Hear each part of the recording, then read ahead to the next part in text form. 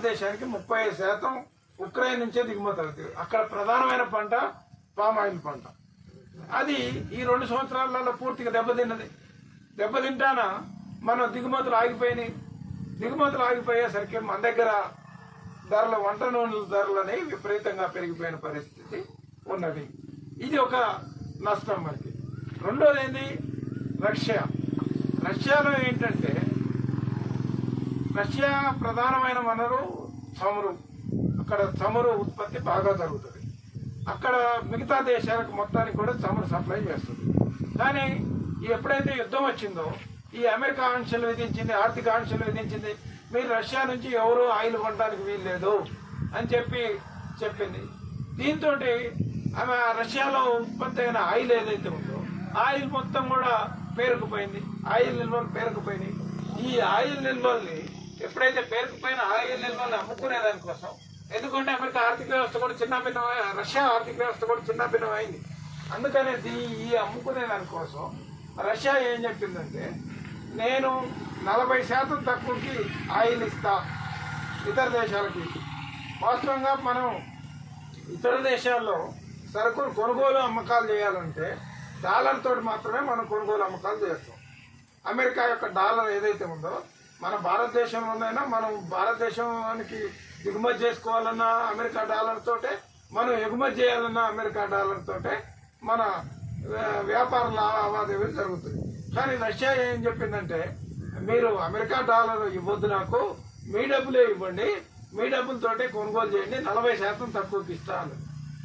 ఆనాడు అంతర్జాతీయ మార్కెట్లో ఎంత ఉంది, డాలరు బ్యారెల్ చమురు ధర 120 రూపాయలు ఉంది.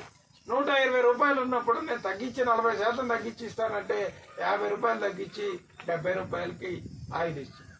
దీంతో భారతదేశం ఏం చేసిందంటే ఆయిల్ మొత్తం కూడా రష్యా నుంచి కొన్నది.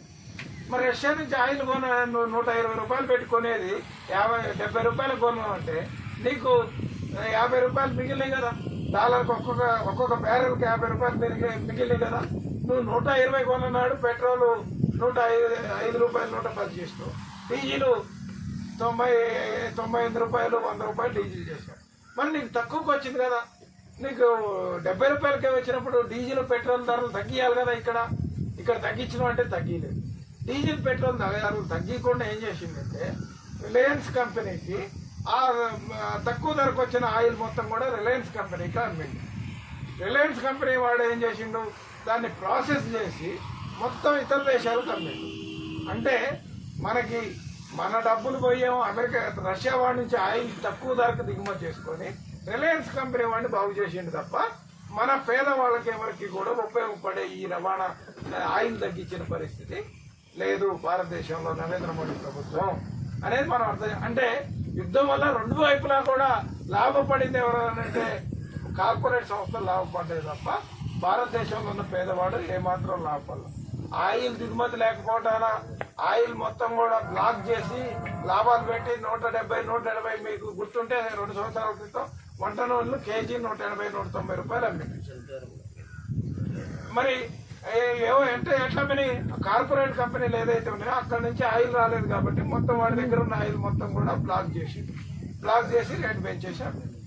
ఇవాళ పెట్రోల్ డీజిల్ కూడా అదే దిగుమతి చేసుకొని. అంటే యుద్ధం వల్ల మనకంటే పేదవాడికి ఏం ఉపయోగం లేదు, కార్పొరేట్ సంస్థలకు మాత్రమే లాభాలు చేకూర్చిన పరిస్థితి ఉంది.